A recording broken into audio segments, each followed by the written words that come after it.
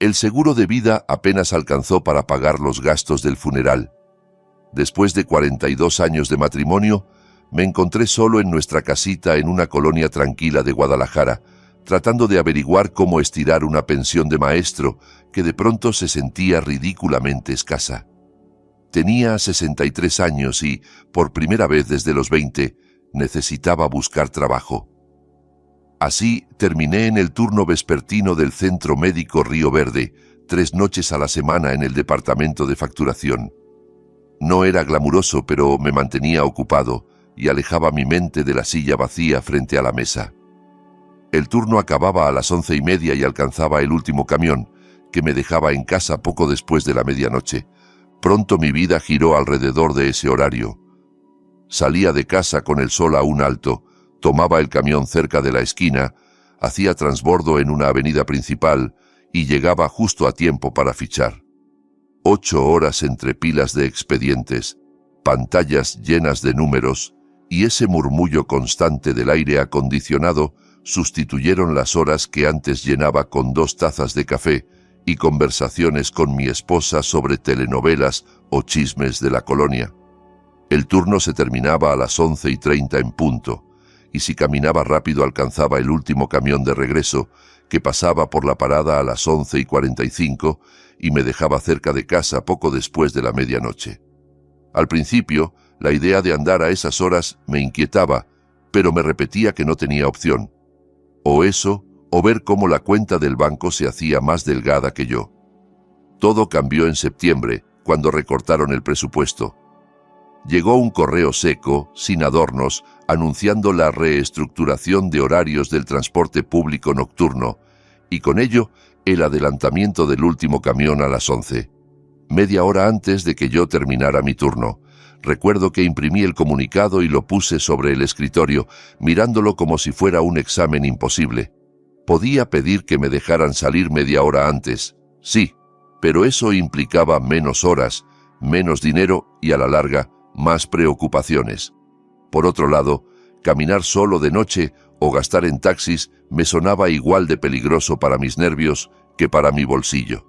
Me llevé la hoja a casa y la puse sobre el mantel, en la silla vacía de mi esposa, como si ella pudiera ayudarme a decidir.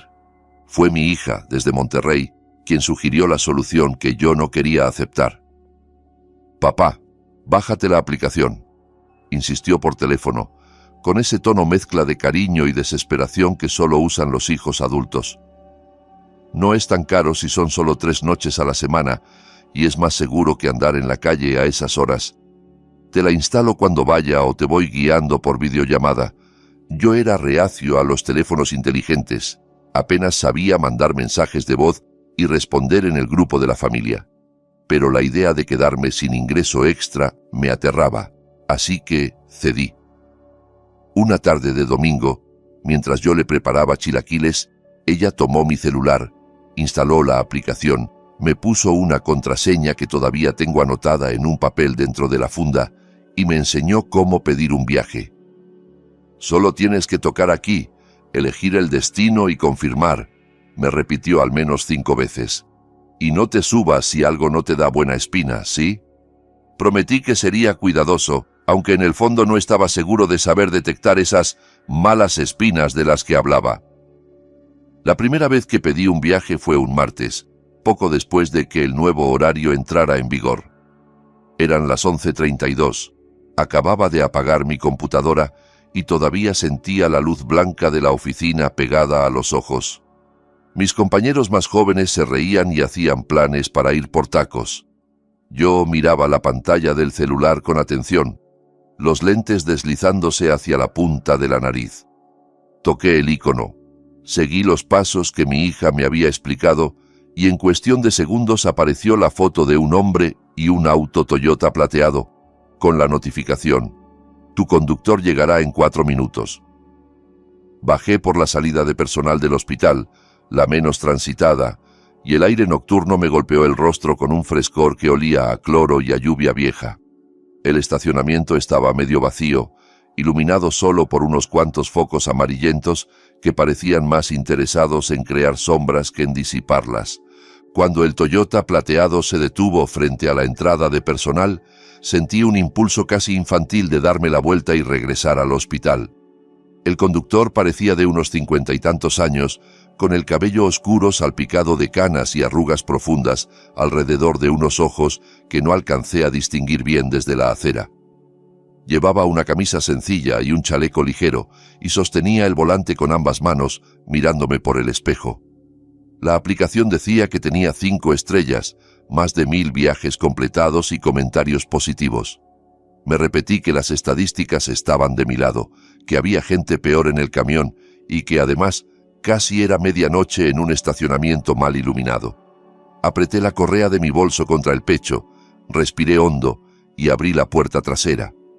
El interior del coche olía a una mezcla de desinfectante barato y a algo dulzón, quizá una bolsita de aire perfumado colgada en el retrovisor. Me senté en el asiento trasero, cerré con cuidado y vi cómo él, sin voltear demasiado, deslizaba el dedo por la pantalla de su propio celular, confirmando el viaje. Su voz fue más suave de lo que esperaba cuando habló. ¿Turno pesado?, preguntó, con una amabilidad discreta, mientras salíamos del hospital hacia la avenida. Todos los martes, jueves y sábados, respondí, mirando por la ventana las calles familiares que se extendían más allá del vidrio. Facturación no perdona. Él soltó un pequeño resoplido que parecía mitad risa, mitad cansancio. ¿Cuánto tiempo lleva trabajando ahí?, me preguntó. Apenas unos meses, contesté. Antes era maestro, ahora soy el señor de los códigos. Se hizo un silencio breve, de esos que no incomodan del todo pero que exigen una decisión, seguir hablando o dejar que el ruido del motor lo llene todo. Al final fue él quien lo rompió. Yo manejando llevo unos 3 años, dijo. Perdí mi trabajo en el aserradero cuando cerró. Esto es lo que me mantiene a flote. Algo en su tono, en la manera en que las palabras perdí y cerró se le quedaron pesadas en la boca, me hizo alzar la vista. Lo miré bien en el retrovisor. Ahí estaban, enmarcando sus ojos, las mismas arrugas de agotamiento que yo veía cada mañana en mi propio espejo. La expresión de alguien a quien la vida ha tumbado varias veces, pero que sigue levantándose porque no hay otra opción. Lo siento mucho, dije, y no era una frase hecha. De verdad lo sentía, como si de alguna forma su pérdida se sumara a la mía. Él me lanzó una mirada fugaz por el espejo retrovisor, casi incrédulo, y vi pasar un destello de sorpresa. «Gracias, señor», murmuró. «Carmelo», lo corregí de manera automática. «Me llamo Carmelo». «Raúl», respondió él, y el fantasma de una sonrisa cruzó su cara antes de desvanecerse de nuevo bajo la iluminación tenue del tablero. Podría haber sido solo eso, un viaje cualquiera en medio de tantos que él hacía al día y que yo apenas recordaría al despertar. Pero algo empezó a repetirse. Los martes, los jueves y los sábados, a las 11:32, pedía un viaje desde el hospital a mi casa de la calle Cedros, y una y otra vez, el coche que aceptaba era el mismo Toyota plateado. Al principio lo atribuí a la casualidad. Quizá era el único conductor disponible por la zona a esa hora, quizá la aplicación lo asignaba según la cercanía. Sin embargo, hacia la tercera semana empecé a notar detalles. El coche aparecía siempre un par de minutos antes de mi hora de salida. A veces, cuando cruzaba la puerta de personal, ya lo veía estacionado en el mismo lugar, con las luces encendidas como si me estuviera esperando. Un día, cuando llegué un poco tarde porque la impresora había decidido morir a las 11:20, lo vi revisar su reloj, inquieto, justo antes de verme y relajarse. Caí en la cuenta de que Raúl se conectaba a la aplicación alrededor de mi hora de salida, se colocaba cerca del hospital y se aseguraba de aceptar mi viaje apenas aparecía. Me habría parecido inquietante si no fuera porque, con cada trayecto, nuestra rutina se había vuelto cómoda de una manera casi familiar. Yo me dejaba caer en el asiento trasero con un suspiro que arrastraba el peso de 8 horas de números y reclamaciones de seguros, y Raúl ya tenía mi dirección puesta en la aplicación antes de que yo abriera la boca.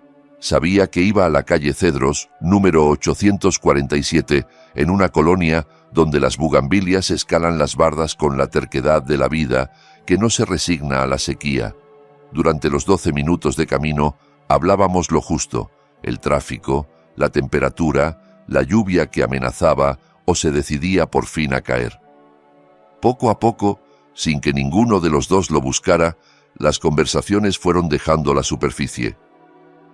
Un día, después de un atraso en el pago de un seguro que me obligó a llamar a 3 números distintos, terminé desahogándome sobre lo absurdo del sistema, sobre cómo los hospitales y las aseguradoras jugaban ping-pong con la salud de la gente. Raúl, en vez de limitarse a asentir, me contó de la vez que su madre, ya anciana, había tenido que esperar 5 horas en urgencias porque nadie encontraba su póliza. Otra noche, mientras la ciudad se veía borrosa a través del vidrio por la llovizna, él me habló con más detalle de aquel aserradero que había sido su vida durante décadas. El olor a madera, el polvo en el aire, los compañeros con los que compartía lonche. «Creí que me jubilaría ahí», dijo, con amargura tranquila. Pero un día solo llegaron las noticias de que cerraban y ya. Todos a la calle. Fue en uno de esos trayectos, hacia finales de octubre, cuando me habló de su esposa. No lo hizo de golpe, sino como quien va soltando partes de un rompecabezas que no termina de armar. Me contó que se había ido hace 2 años, llevándose a su hija adulta consigo. No hubo grandes peleas ni gritos, dijo, sino más bien un cansancio acumulado, una fatiga que se deposita en cada gesto y que un día te hace hacer la maleta en silencio. Se hartó de las dificultades económicas, admitió, sin buscar justificarse, de verme siempre preocupado, siempre contando monedas, siempre prometiendo que las cosas mejorarían y luego trayendo malas noticias. Yo escuchaba en silencio, mirándolo en el espejo. Había algo devastador en la forma en que lo decía, no como una queja, sino como quien acepta una condena que siente merecida. Y se la llevó con ella, añadió, refiriéndose a su hija.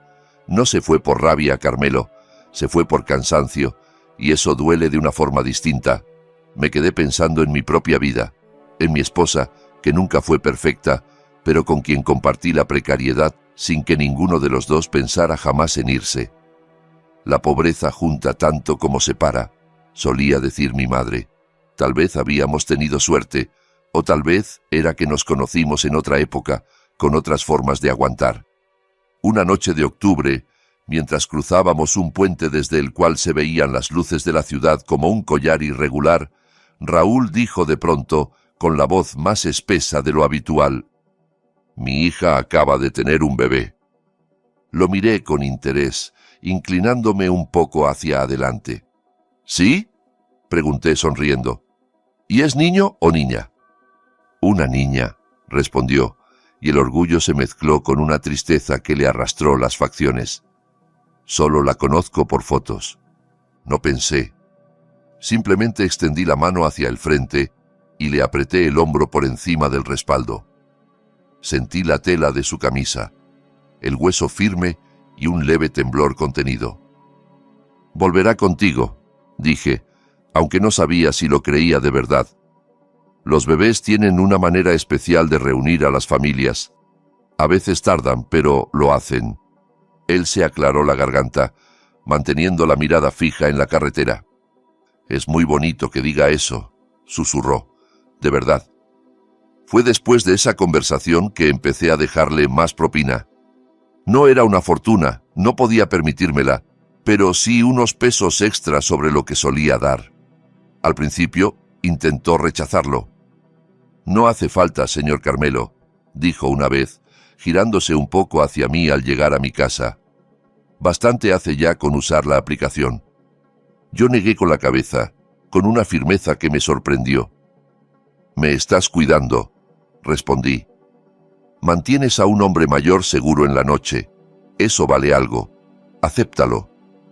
La verdad, aunque no se lo dije, era que aquellos 3 viajes a la semana se habían convertido en los puntos más brillantes de un calendario que, por lo demás, estaba vacío.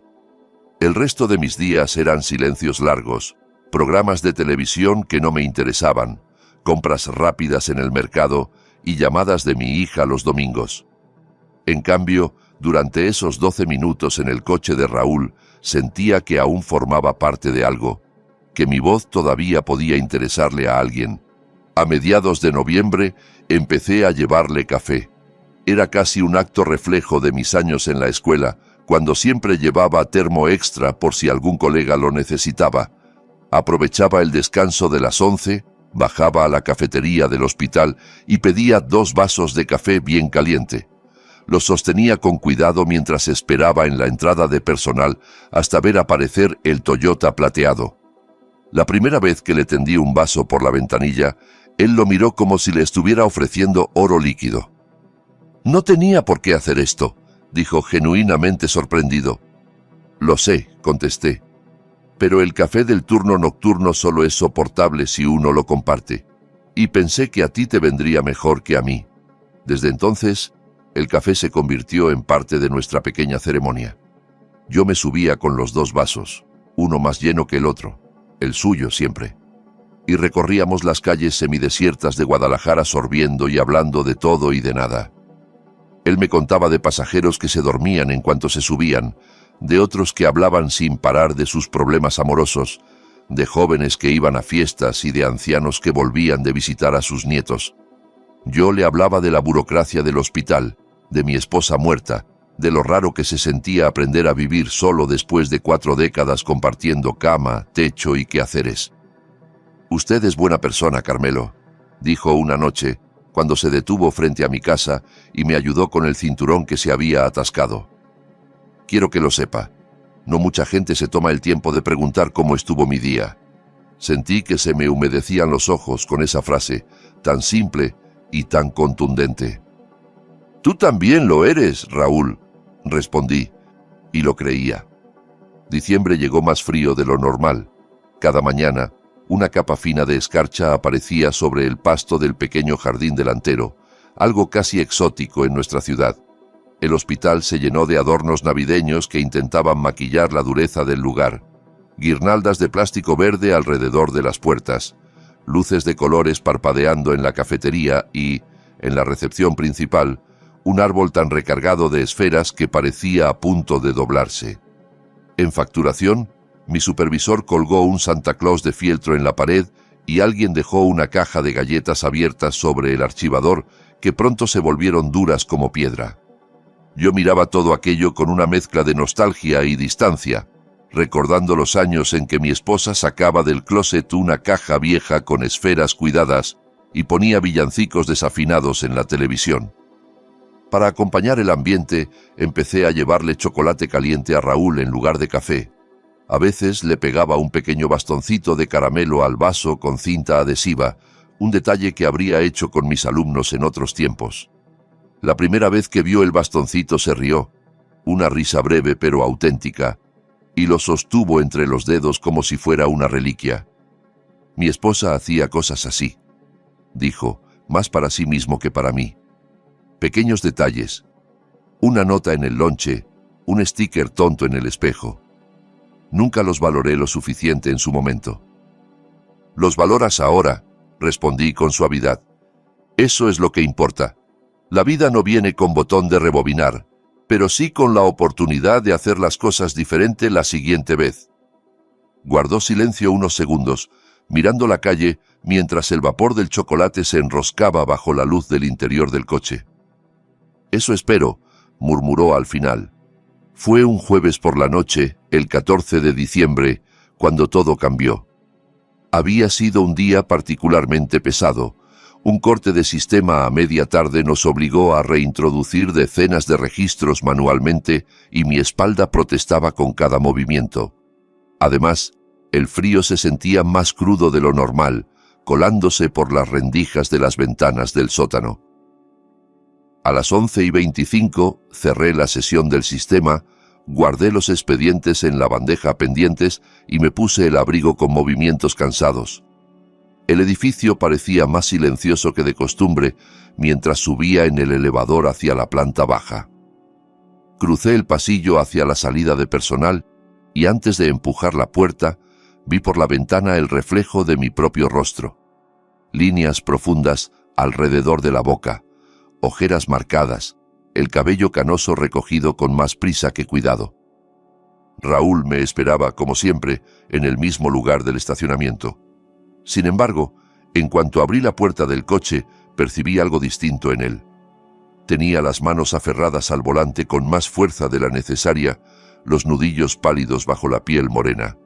Sus hombros estaban tensos, como si hubiera estado conteniendo la respiración. Lo saludé con un «Buenas noches, Raúl», que pretendía sonar casual, pero él apenas asintió, mirándome intensamente por el retrovisor. No era la mirada amable de otras noches, sino una mezcla extraña de preocupación y urgencia que me encogió el estómago. «Carmelo», dijo en cuanto el coche arrancó y salimos del hospital, «necesito preguntarle algo, y necesito que me conteste con absoluta sinceridad».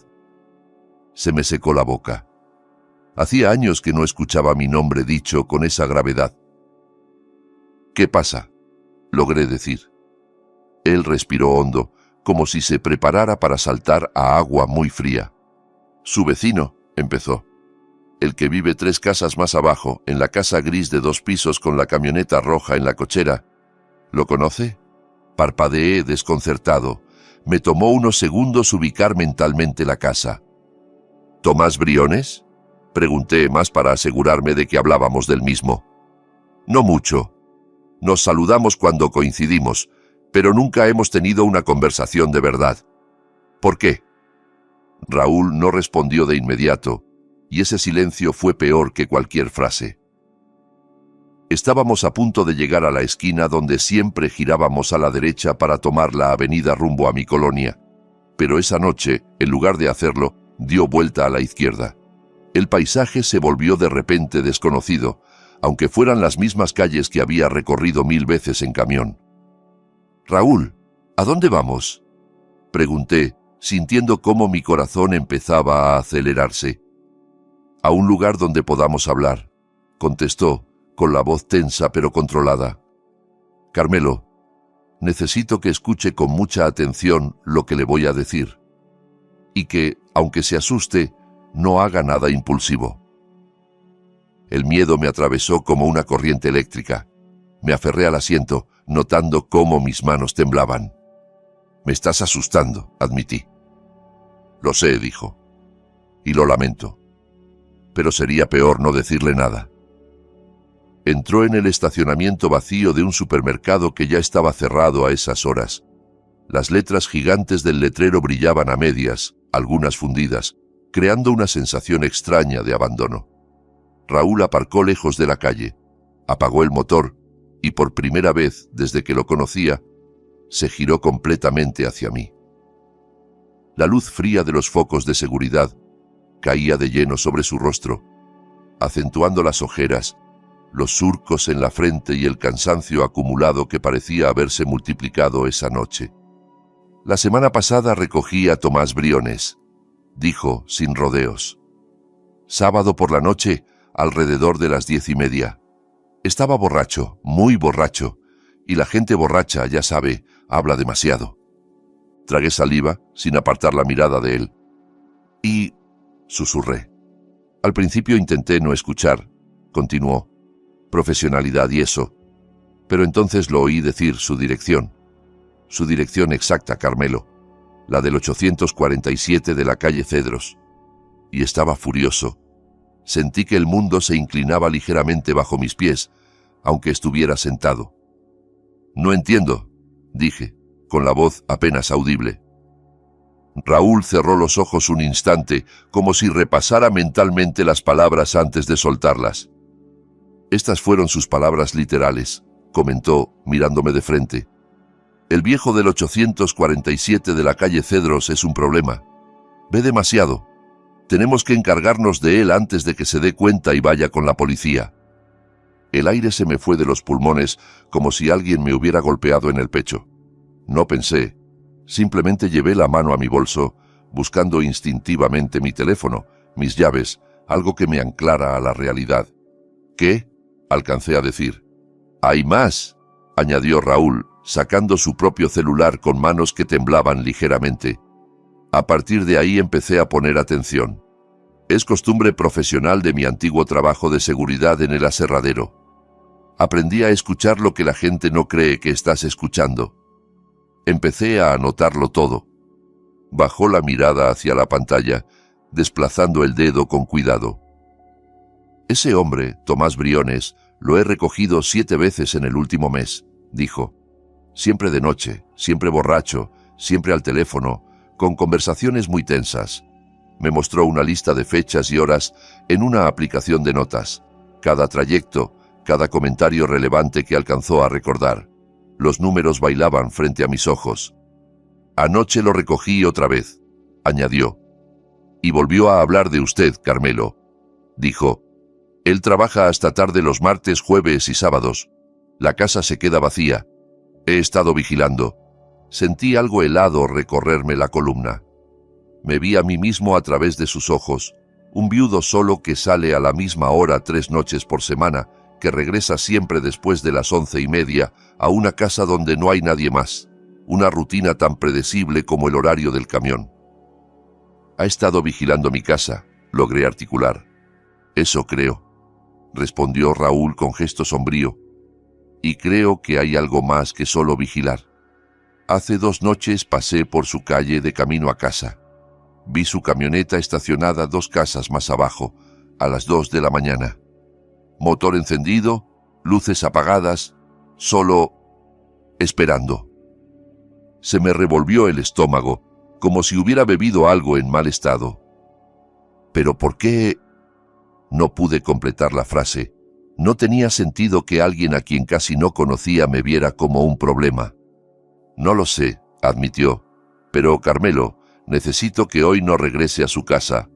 Por favor, no hasta que sepamos qué está pasando. Me quedé mirándolo, intentando que mi mente alcanzara a procesar toda aquella información que se agolpaba como un torrente. Mi casa, mi refugio de tantos años, parecía de pronto un lugar inseguro, un escenario vigilado por un hombre que yo solo saludaba con un gesto al sacar la basura o al regar las plantas. ¿Y a dónde se supone que vaya?, pregunté, sintiendo que la voz se me quebraba. No tengo a nadie aquí. Mi hija está en Monterrey, mis hermanas viven en otros estados. A un hotel, con un amigo, con su hija si puede. A cualquier lugar menos a la calle Cedros, insistió. Mire, me alargó el teléfono. En la pantalla vi las notas, las fechas, fragmentos de frases que daban forma a un patrón perturbador. Creo que tiene que ir a la policía, añadió. Tomé el celular entre mis manos, me costaba hasta sujetarlo. Parte de mí quería gritarle que esto era una exageración, que no podía ser real, que nadie podía estar planeando algo en mi contra solo porque yo trabajaba en un sótano lleno de papeles. La otra parte, la que recordaba ver aquella camioneta roja estacionada días enteros sin moverse, no podía ignorar el miedo que me apretaba el pecho. ¿Por qué no me lo dijiste antes?, pregunté con una mezcla de reproche y desesperación. Raúl bajó la mirada. Porque al principio no estaba seguro, contestó con sinceridad. Pensé que quizá estaba siendo paranoico, que estaba exagerando las tonterías de un borracho. Pero hoy, Carmelo, hoy pasé por su calle antes de recogerlo. Su camioneta estaba estacionada frente a su casa, justo frente a su puerta. Sentí náuseas, como si el frío de la noche se hubiera concentrado en mi estómago. ¿Intentó entrar?, pregunté. La puerta estaba cerrada, gracias a Dios, dijo Raúl, pero se quedó casi 1 minuto moviendo la manija, mirando por las ventanas. Luego volvió a la camioneta y se quedó ahí, observando la casa. Ahí supe que tenía que contárselo, aunque me odiara por arruinarle la noche. ¿Pero por qué?, repetí ya casi en un sollozo. ¿Qué le he hecho yo? Apenas lo conozco. No sé nada de su vida, ni él de la mía. Raúl negó con la cabeza frustrado. No lo sé, dijo, pero creo que tenemos que averiguarlo de forma segura, y eso significa que usted no puede volver a casa esta noche. Nos quedamos en silencio en ese estacionamiento vacío, rodeados de carros apagados y anuncios del supermercado que ya no tenían sentido.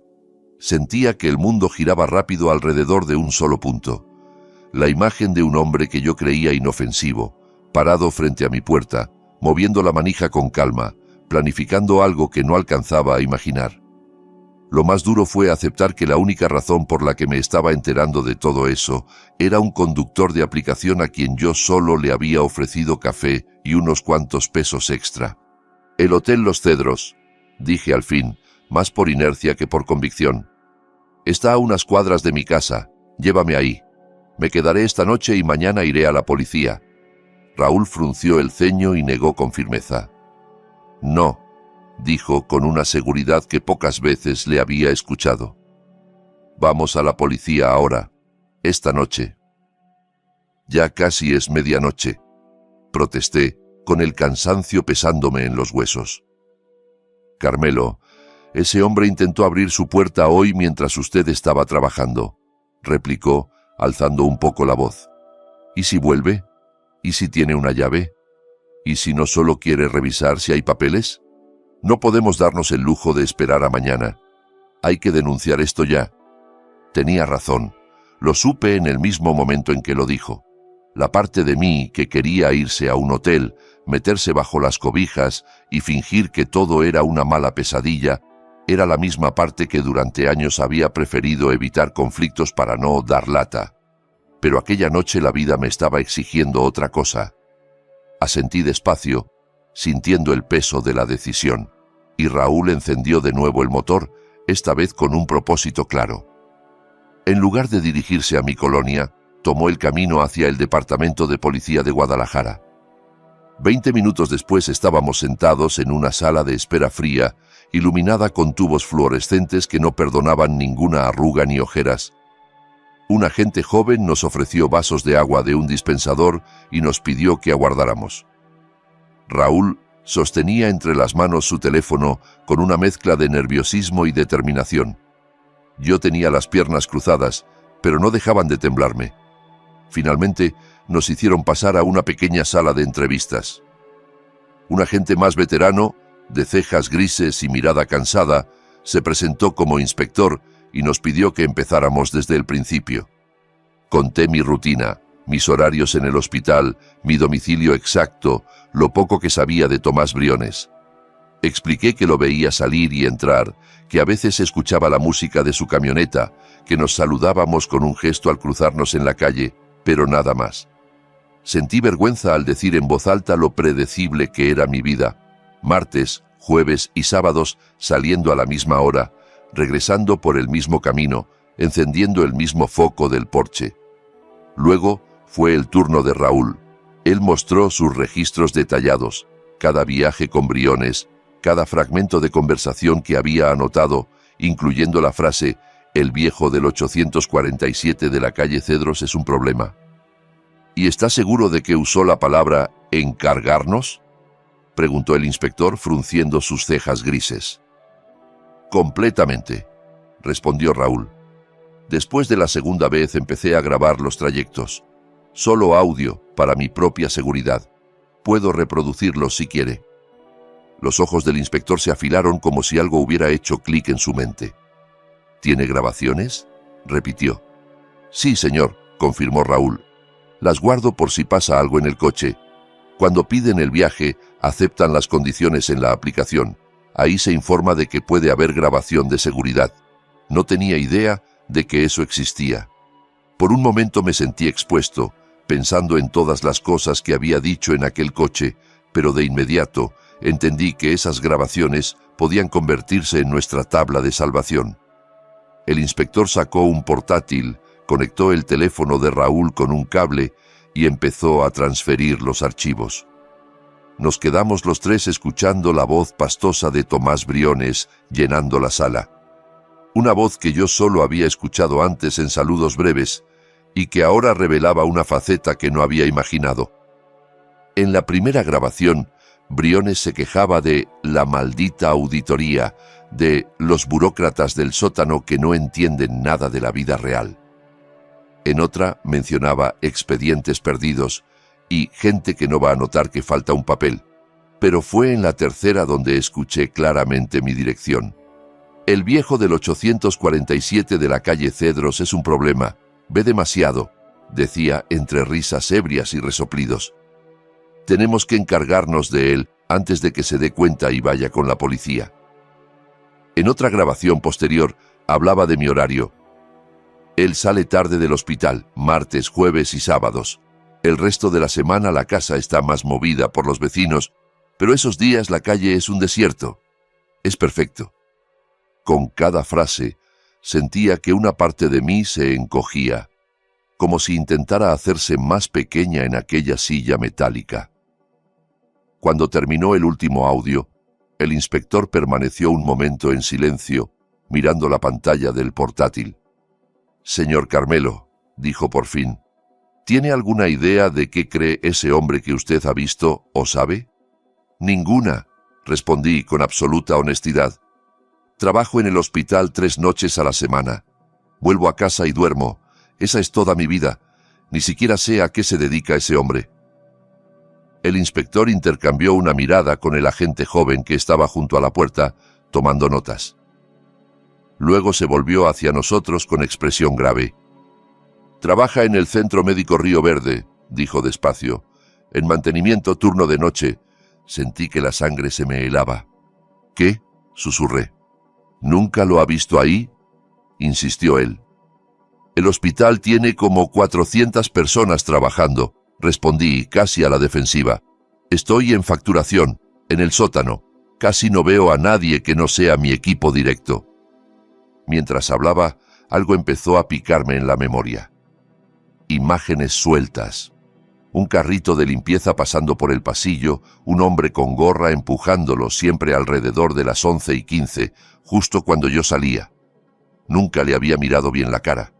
Nunca había sentido la necesidad de hacerlo.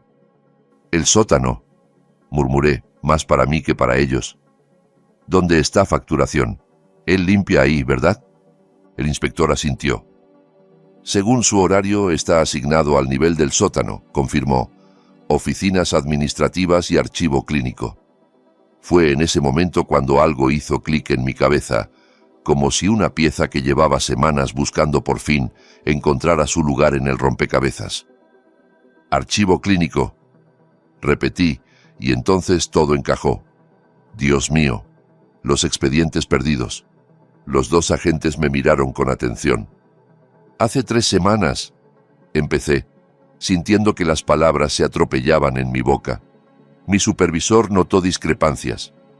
Expedientes de pacientes que aparecían facturados, pero cuyos documentos físicos no estaban donde debían. Archivos sueltos, nada que pareciera tener relación entre sí. Pensamos que era un error de archivo, que alguien había colocado mal las carpetas o que las habían prestado a otro departamento. Estamos haciendo una auditoría, revisando todo a mano. El inspector se inclinó hacia adelante, apoyando los codos en la mesa. «¿Qué tipo de expedientes?», preguntó. «Pacientes mayores, en su mayoría», respondí. «Gente con seguro público o coberturas básicas, personas que probablemente no notarían un error de facturación o no tendrían fuerza para reclamar». No había un patrón claro, al menos no lo habíamos visto. Solo sabíamos que faltaban carpetas, muchas. Pero si alguien estuviera robando expedientes y presentando reclamaciones falsas al seguro, intervino el inspector, completando mi pensamiento. Eso sería fraude sanitario.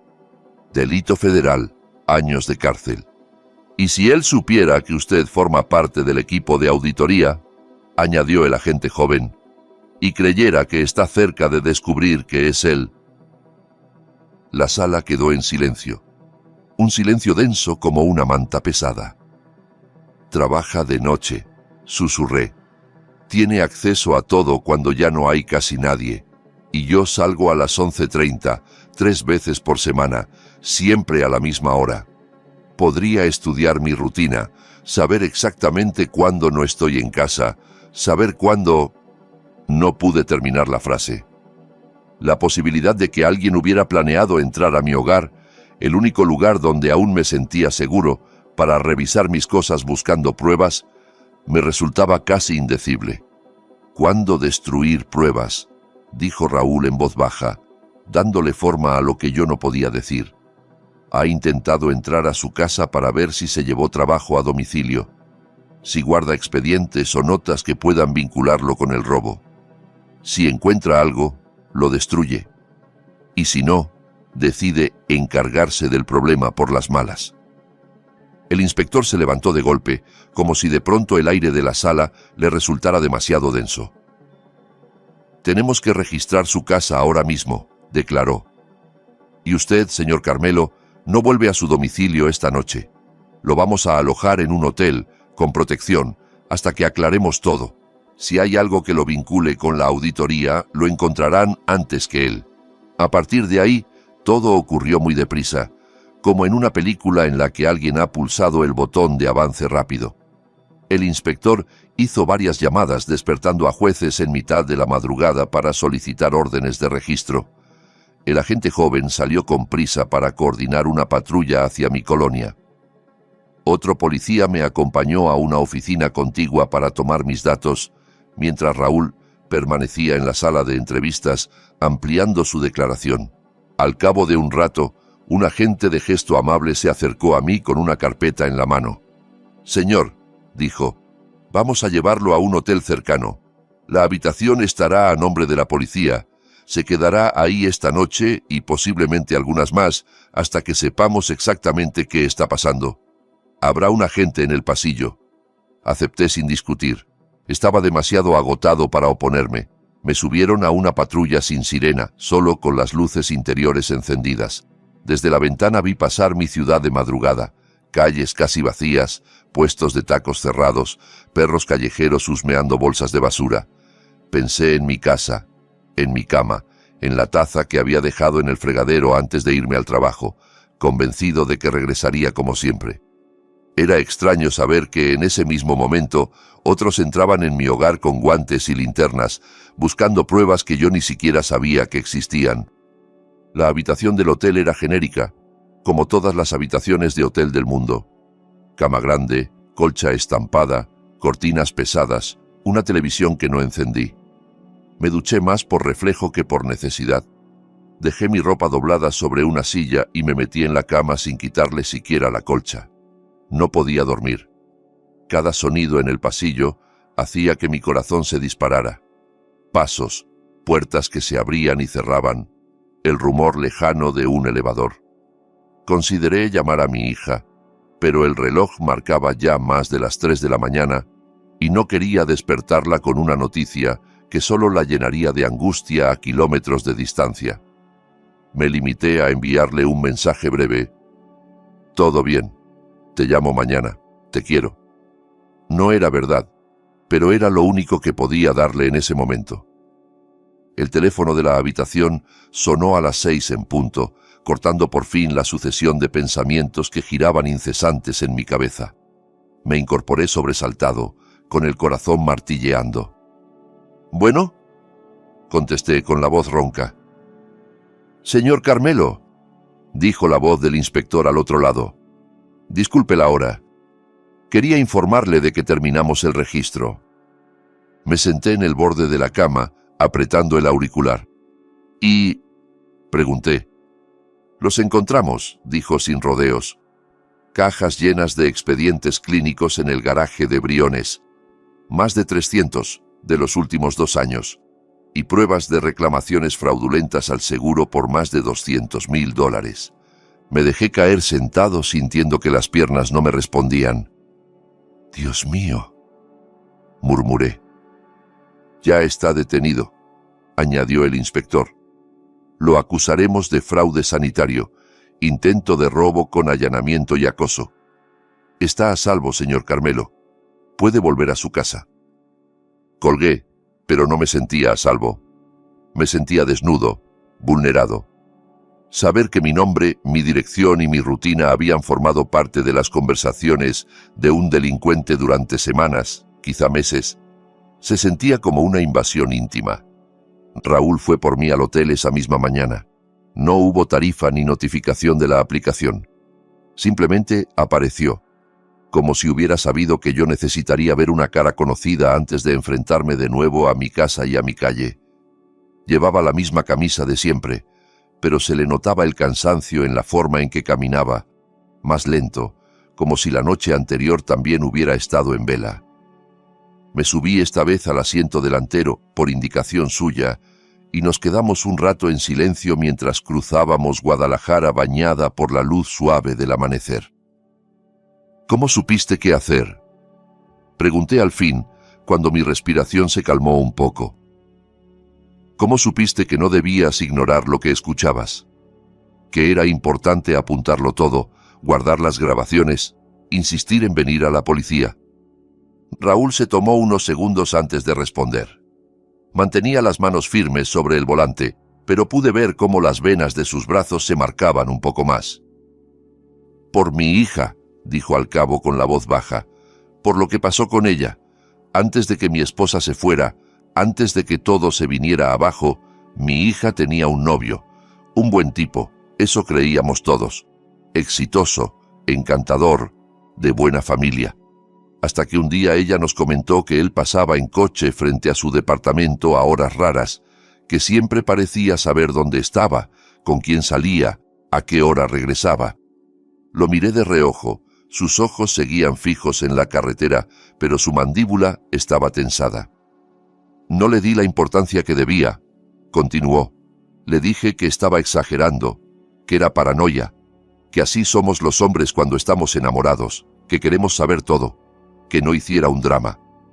Ella insistió en que algo no estaba bien, que él aparecía en lugares donde nunca le había dicho que iba, que revisaba sus mensajes cuando ella se descuidaba.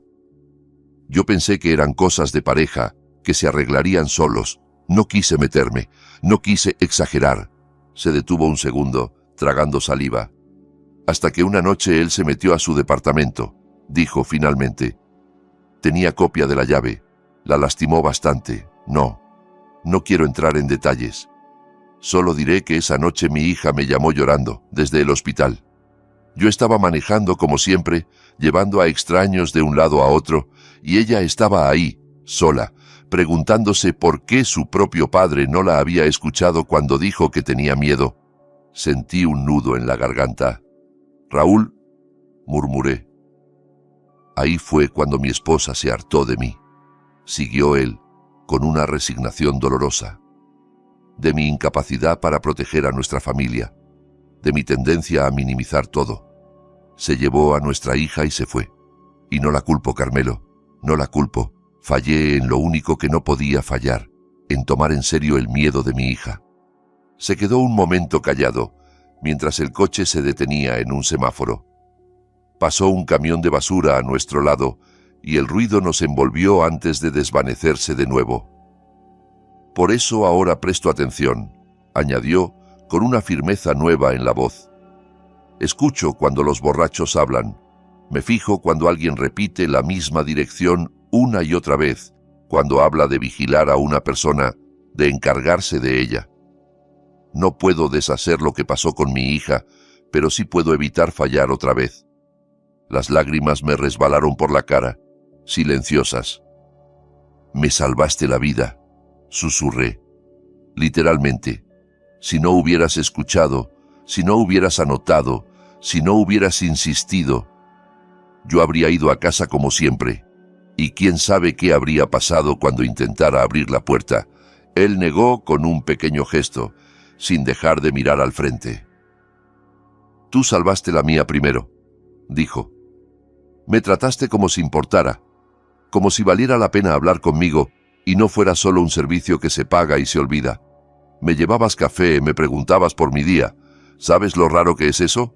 La mayoría de los pasajeros ni siquiera me miran, Carmelo. Soy el chofer y ya. Pero tú me viste, así que yo me aseguré de verte a ti también. Cuando llegamos a la calle Cedros, mi corazón empezó a latir más rápido. Bajo la luz del día, mi casa se veía normal, casi ridículamente normal.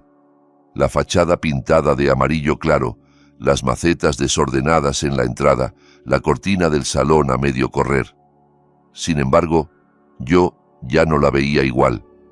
3 casas más abajo, la casa gris de 2 pisos estaba rodeada por cintas amarillas de la policía. La camioneta roja seguía en la cochera, pero ahora había agentes entrando y saliendo, cargando cajas que supuse llenas de expedientes, papeles, quién sabe qué más. Era como ver una versión paralela de mi vida en la que la oscuridad que siempre había creído ajena se revelaba de pronto a plena luz del día. «Carmelo», dijo Raúl, mientras yo recogía mis cosas, «quiero que tenga mi número personal, no el de la aplicación, mi celular de verdad. Llámeme a cualquier hora, de día o de noche, si necesita algo. Lo que sea, no me cuesta nada darme una vuelta por aquí si siente que algo no está bien». Sacó una tarjetita sencilla, con su nombre y su número escritos a mano. La tomé con cuidado como si fuera algo delicado. «Lo haré», respondí. «Y, Raúl, gracias por todo. No sé cómo voy a pagarte esto». Él sonrió por primera vez en el día, una sonrisa cansada pero sincera. «Gracias a usted», dijo, «por recordarme por qué importa este trabajo. No es solo llevar gente de un punto A a un punto B. A veces es estar ahí en el momento en que alguien te necesita, aunque ni esa persona lo sepa todavía». La investigación policial duró semanas. Supimos que Tomás Briones llevaba más de 2 años robando expedientes del archivo clínico, seleccionando pacientemente casos de pacientes vulnerables, ancianos, enfermos crónicos, gente de zonas rurales. Presentaba reclamaciones falsas al seguro por procedimientos que nunca se habían realizado y se quedaba con los pagos de las aseguradoras. Mi papel en la auditoría había sido más importante de lo que yo mismo había pensado. Al cruzar datos, había señalado varias anomalías. No había sospechado de él en concreto, pero mis notas indicaban que el problema estaba concentrado en el nivel del sótano, justo donde él tenía acceso libre en horarios nocturnos. Me llamaron varias veces a declarar durante la instrucción del caso. Al principio, me impresionaba ver mi nombre en papeles oficiales, rodeado de términos legales. Los abogados me preguntaban detalles mínimos. ¿A qué hora exacta había notado la primera discrepancia? ¿Qué había dicho mi supervisor? ¿Si alguna vez había hablado con Briones en el hospital? Respondía todo con la mayor precisión posible, consciente de que cada palabra construía la historia que presentaría el fiscal. Raúl también fue citado.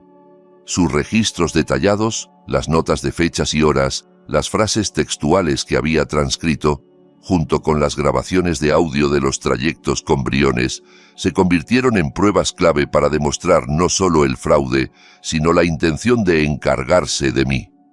El juicio fue largo y agotador. Me temblaron las manos cuando por primera vez vi a Tomás Briones sentado en el banquillo de los acusados, con traje barato y las manos esposadas. Sin la gorra, su rostro me pareció menos familiar de lo que esperaba.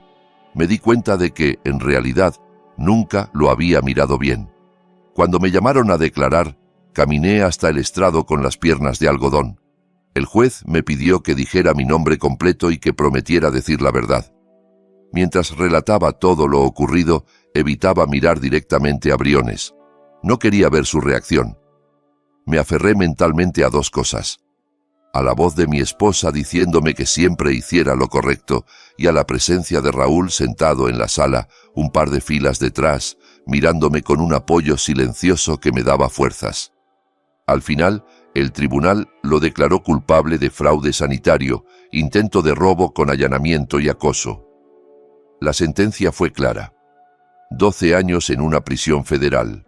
12 años que no devolverían la sensación de seguridad perdida, pero que al menos ponían un muro de hormigón y rejas entre él y nosotros.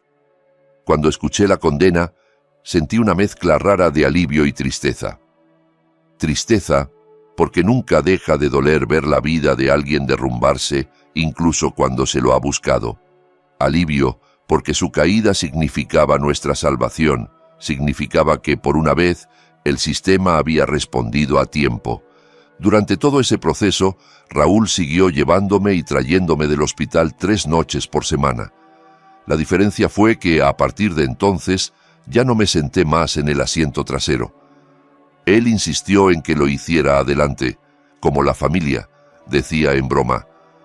Y poco a poco, eso empezamos a ser. Algo parecido a una familia improvisada. Hablábamos más, reíamos más, incluso discutíamos de vez en cuando sobre banalidades como el mejor puesto de tacos al pastor o si valía la pena seguir viendo cierto programa de televisión. Yo empecé a preguntarle con más frecuencia por su hija y por la bebé que solo conocía por fotos. A veces me mostraba las imágenes en su celular con una mezcla de orgullo y melancolía. 6 meses después de la condena, algo cambió en su voz cuando me habló de ella. Una noche de martes, mientras esperábamos que el semáforo cambiara en una avenida poco transitada, me dijo, con los ojos brillantes: «Mi hija me llamó». «¿Sí?», respondí, sintiendo cómo se me iluminaba el pecho por empatía. «Le llegó una nota sobre el caso», explicó. «Salió en las noticias locales, ya sabe. Conductor de aplicación ayuda a destapar red de fraude sanitario. Cosas así.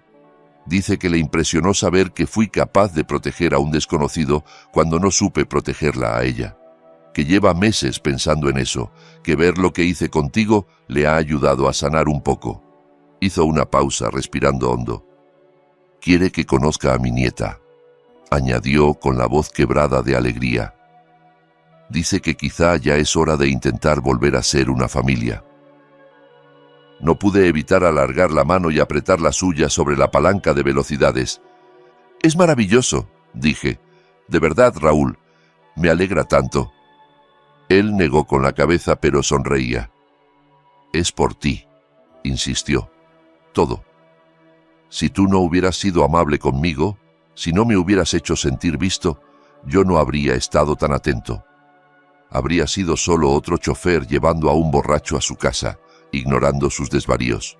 Pero tú me enseñaste que los pequeños gestos de bondad importan, que la gente importa, y eso nos salvó a los dos. Pienso mucho en eso ahora. En cómo unos pocos pesos de propina y un vaso de café del hospital crearon un efecto dominó que terminó salvándome la vida y recomponiendo la familia de Raúl.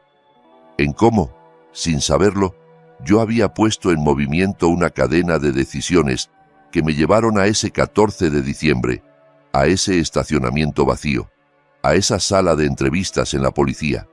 A veces, cuando ceno con Raúl, su hija y su nieta, me sorprendo imaginando qué habría pasado si aquella primera noche hubiera decidido no subirme a su coche, si hubiera dejado que el miedo me paralizara, o si hubiera tratado a Raúl como a un simple servicio, sin mirarlo a los ojos ni preguntarle cómo estaba.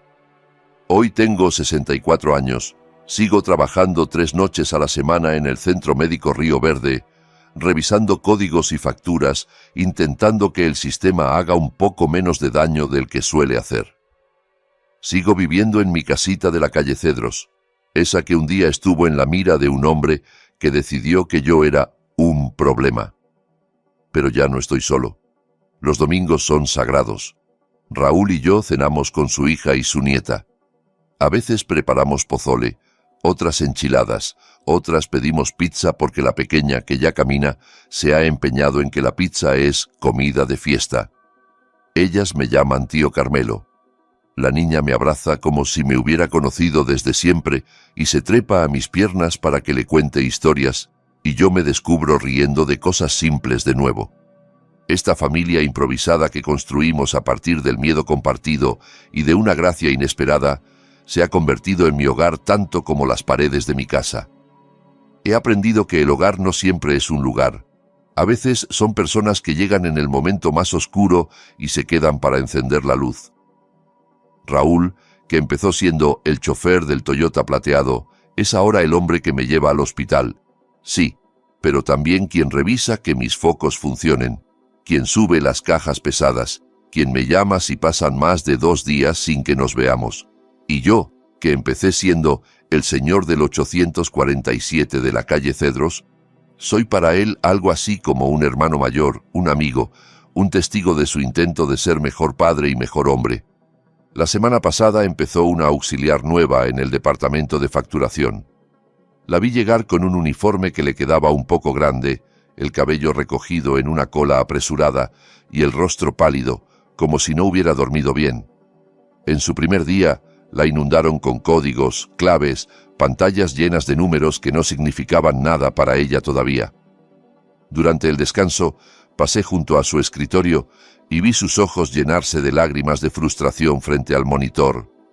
Me reconocí en esa mirada, la mezcla de cansancio, inseguridad y miedo a fallar en un mundo que parece moverse demasiado rápido. Al día siguiente, decidí hacer algo mínimo pero importante. Bajé a la cafetería, pedí 2 cafés, uno con azúcar, otro sin, y subí con ellos. Me acerqué a su escritorio, le tendí uno y le dije: «Tómate un respiro». Al principio parece imposible, pero con el tiempo todo se vuelve más fácil. Nadie nace sabiendo leer estos códigos. Yo tampoco. Ella me miró, como si le hubiera extendido una cuerda en medio de un río revuelto. «Gracias», susurró, sosteniendo el vaso con ambas manos. No tiene idea de lo mucho que esto significa para mí, pero sí lo sabía. Sabía exactamente lo que podían significar los pequeños actos de bondad. Sabía como un instante en el que miras a alguien de verdad, en el que lo ves como persona y no como parte del paisaje, puede cambiar la trayectoria de una vida. Porque un día le ofrecí café y conversación a un conductor de aplicación, y gracias a eso él estaba atento la noche en que más importaba. Y porque él estaba atento, los dos encontramos el camino de vuelta a la vida, el camino para convertirnos en personas que importan el uno para el otro. Sea quien seas, estés donde estés, sea amable. No porque vayas a recibir algo a cambio, ni porque la bondad genere intereses o el karma lleve la cuenta como un contador invisible. Sea amable porque la persona que tienes enfrente está librando batallas de las que no sabes nada. Duelos silenciosos, culpas antiguas, miedos que no se atreve a nombrar. Sea amable porque ese gesto diminuto, ese momento de conexión humana auténtica, puede ser lo que salve a esa persona. O puede ser, sin que lo sepas, lo que te salve a ti. Y porque a veces, un vaso de café compartido en la noche es el primer ladrillo de una casa entera hecha de confianza, de gratitud y de segundas oportunidades.